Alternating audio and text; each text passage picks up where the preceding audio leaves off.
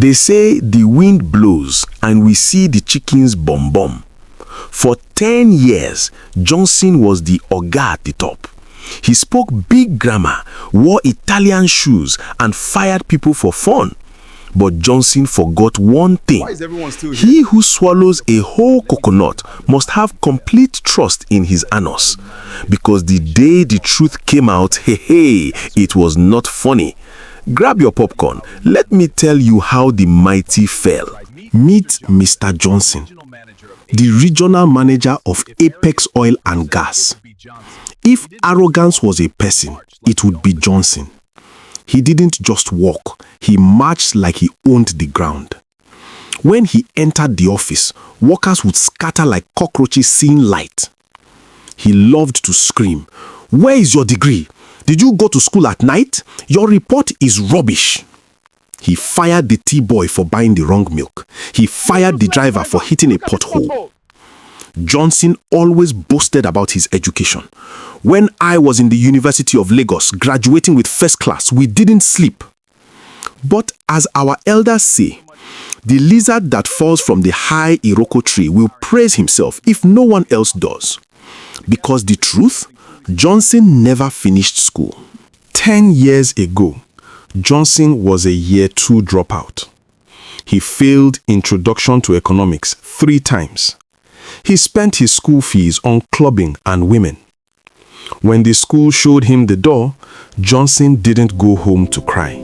No, he went to Oluwole, the center of forgery. He paid a guy named Professor P to print a shiny first-class certificate. Johnson told himself, if you are going to eat a toad, you might as well eat a fat and juicy one. Why fake a pass degree? He faked a first class. With that paper, he talked his way into the company. He lied with confidence. As they say, a thief with a good story is treated like a king. For 10 years, it worked. Johnson climbed the ladder. He bought a Benz. He bought a house in Lekki. He forgot that the foundation of his house was made of puff-puff. One Monday morning, a memo came from headquarters. Due to recent restructuring, we are appointing a new HR director to verify all staff credentials and streamline operations. Johnson laughed. Let them come. My paper is white like Verify. Let them come. My paper is white like snow. He was confident, but the fly that has no one to advise it follows the corpse into the grave. The new HR director arrived on a Tuesday. Johnson put on his best suit. He walked into the boardroom to intimidate the new guy. "Who is this person?" Johnson shouted, entering the room. "Does he know who I am? I am the regional manager." The chair swiveled around. Johnson froze. It wasn't a stranger. It was David. David, the boy who sat next to Johnson in year 1. The boy who lent Johnson notes that Johnson never returned. The boy who was there the day the dean kicked Johnson out of school for failing. David looked at Johnson. Johnson looked at David. The silence in the room was louder than a market. As our people say, one day for the thief, one day for the owner. Today was the owner's day. David smiled. It wasn't a friendly smile, oh. It was the smile of a cat looking at a trapped rat. "Johnson," David said, adjusting his glasses, "I didn't know you worked here. I thought you left in year 2. Johnson started sweating. The air conditioner was on 16 degrees, but Johnson was sweating like a goat at a barbecue. David, my brother, Johnson stammered, laughing nervously. "Long time no see. Life happens. We thank God for grace." He tried to signal David with his eyes, "Please cover me." But David picked up Johnson's file from the table. He opened it.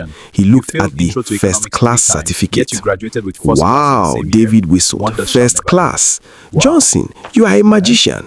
You failed Intro to Economics 3 times, but you graduated with first class the same year. Wonders shall never end." The other executives in the room turned to look at Johnson. Johnson tried to shout, to use his old arrogance. "This is an insult. Do you know who I am?" David closed the file. When the mosquito lands on your scrotum, you learn to slap with care. But David didn't care. "I know who you are," David said calmly. "You are a fraud. Security." It took 10 years to build his lie. It took 10 minutes to destroy it. Security escorted Johnson out. The same staff he used to insult were watching. The tea boy he fined for wrong milk was laughing. The driver he insulted was shaking his head. Johnson walked out with his box of personal items. No Benz, company car, no driver, no job. He stood by the roadside trying to flag down a taxi. The lesson. My people, listen to me. The bottom of a basket cannot hold water forever. You can fake it for a year, you can fake it for 10 years, but the truth is like smoke. You cannot cover it with a basket.